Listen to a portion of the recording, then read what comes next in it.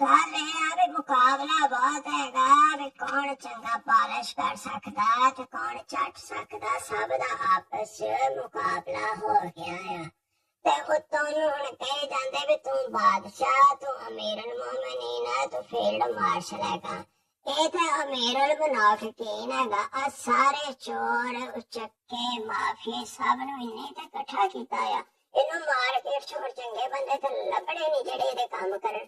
ਫਿਰ ਚੋਰ ਹੀ ਕੰਮ ਆਣੇ ਨੇ ਜਿਹੜੇ ਸ਼ਾਮ ਨੂੰ ਜਾ ਕੇ ਇਹਦੇ ਪੈਰਾਂ 'ਚ ਵੀ ਪੈ ਜਾਂਦੇ। ਜੋ ਇਹਨੇ ਕਹਿਣਾ ਉਹਨਾਂ ਨੇ ਹਾਂ ਜੀ ਹਾਂ ਮਿਲਾਣੀ ਆ।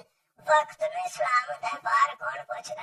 ਹੁਣ ਤੁਸੀਂ ਵੇਖ ਲੈਣਾ ਕਿ ਇਹਦੀ ਤਾਰੀਫ ਵਿੱਚ ਜਿੰਨੇ ਸਾਫੀ ਨੇ ਐਂਕਰ ਅਦਾਰੇ ਚਿਮਟੇ ਚਮਾਟੇ ਜਿਹੜੇ ਵੀ ਹੈਗੇ ਉਹਨਾਂ ਨੇ ਕਹਿਣਾ ਬਸ ਇਹ ਆ, ਇਸ ਤੋਂ ਬਾਅਦ ਕੋਈ ਨਹੀਂ।